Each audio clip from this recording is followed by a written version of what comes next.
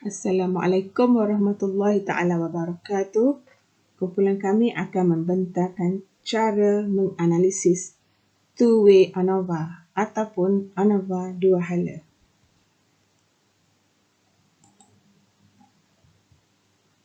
Kumpulan kami terdiri daripada saya, Nur Raziah binti Muhammad dan juga sahabat saya, Nurul Azlina binti Abu Bakar. Two-way ANOVA ataupun ANOVA dua hala. Apakah kegunaan ANOVA dua hala? Kegunaan ANOVA dua hala ataupun two-way ANOVA adalah untuk membandingkan perbezaan min antara kumpulan yang telah dipisahkan kepada dua pemboleh ubah bebas dipanggil faktor. Untuk memahami apakah terdapat interaksi antara dua pemboleh ubah bebas terhadap pemboleh ubah bersandang. Contoh, anda boleh menggunakan ANOVA dua hala untuk memahami sama ada terdapat interaksi antara jantina dan umur pelajar terhadap ujian matematik dalam kalangan pelajar universiti. Dalam contoh ini, jantina lelaki atau perempuan dan umur adalah pemboleh ubah bebas, manakala skor ujian matematik adalah pemboleh ubah bersandang. Istilah interaksi dalam ANOVA dua hala adalah untuk memberitahu kita sama ada terdapat kesan salah satu pemboleh ubah bebas iaitu jantina terhadap pemboleh ubah bersandang adalah sama untuk semua nilai pemboleh ubah bebas yang lain iaitu umur dan sebaliknya. Sebagai contoh, apakah kesan jantina, lelaki atau perempuan pada skor ujian matematik dipengaruhi umur? Selain itu, jika terdapat sebarang perbezaan yang signifikan di dalam analisis kesan mudah, simple main effect antara pemboleh ubah yang dikaji. Di sini terdapat 3 hipotesis. Hipotesis nol yang pertama iaitu jantina tidak mempengaruhi kesan yang signifikan terhadap skor dalam subjek matematik. Hipotesis nol yang kedua, umur tidak mempengaruhi kesan yang signifikan terhadap skor dalam subjek matematik. Dan hipotesis nol yang ketiga, interaksi antara umur dan jantina tidak mempunyai kesan yang signifikan terhadap skor dalam subjek matematik. Untuk menganalisis hipotesis ini, anda perlu menggunakan ANOVA dua hala atau two-way ANOVA. Berikut adalah data bagi kajian ini.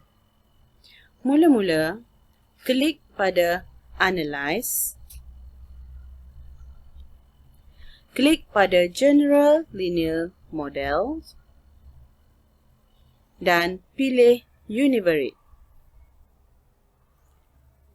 Masukkan skor matematik ke dalam kotak Dependent Variable.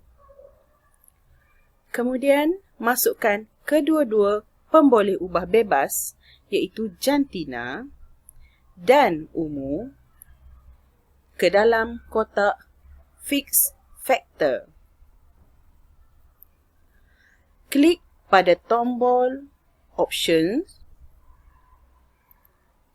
Pada bahagian Display, tandakan Descriptive Statistic, Estimate of Effect Size dan Homogeneity Test. Klik Continue.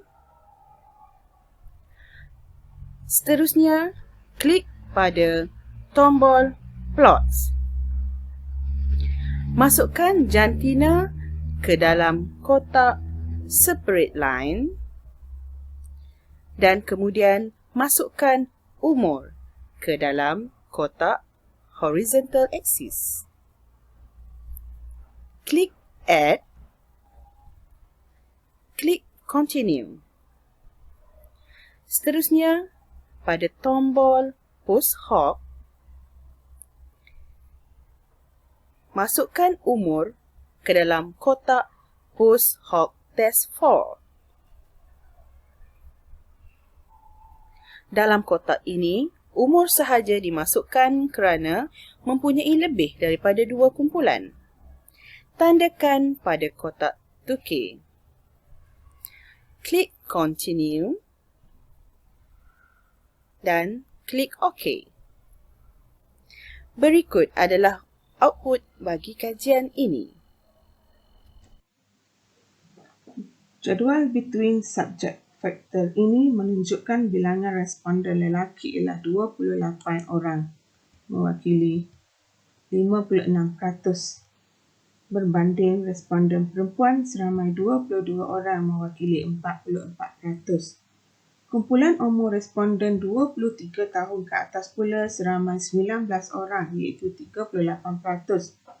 Berbanding kumpulan umur 21 hingga 22 tahun sebanyak 34% dan kumpulan umur 19 hingga 20 tahun sebanyak 28%.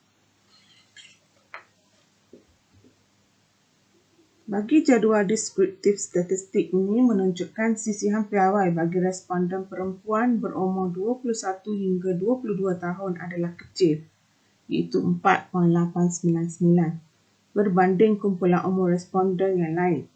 Sisihan piawai bagi kumpulan umur 23 tahun ke atas adalah paling besar secara keseluruhan, iaitu 12.14.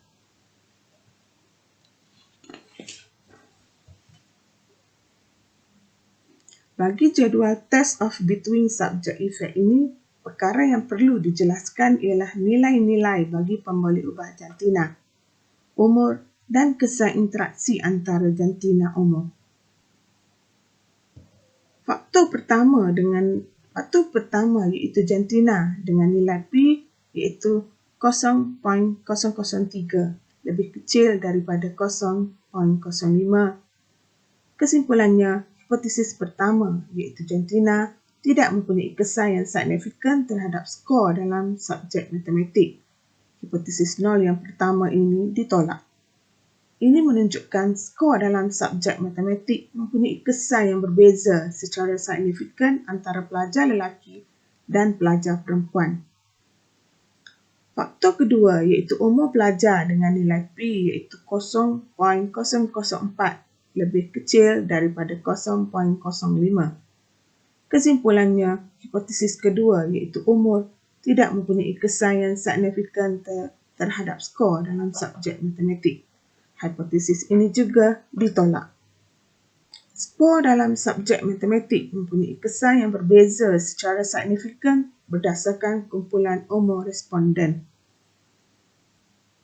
Bagaimanapun, hipotesis ketiga iaitu interaksi antara umur dan jantina tidak mempunyai kesan yang signifikan terhadap skor dalam subjek matematik. Dengan nilai P iaitu 0.077 lebih besar daripada 0.05 adalah gagal ditolak. Kesimpulannya, kita terpaksa menerima hipotesis nol yang menunjukkan interaksi antara umur dan jantina tidak mempunyai perbezaan yang signifikan terhadap skor dalam subjek matematik. Partial eta square dalam kolom akhir menjelaskan saiz kesan efek saiz. Makin besar nilai bermaksud lagi baik untuk saiz kesan. Contohnya, efek saiz bagi umur iaitu 0.226 adalah lebih baik berbanding jantina 0.181.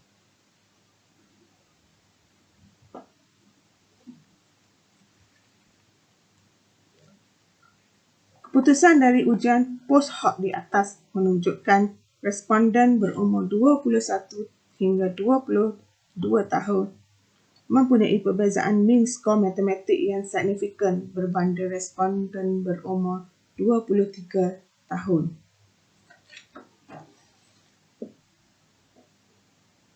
Mean skor matematik bagi kumpulan responden berumur 21 hingga 22 tahun adalah rendah sebanyak 9.77 berbanding mereka yang berumur 23 tahun ke atas.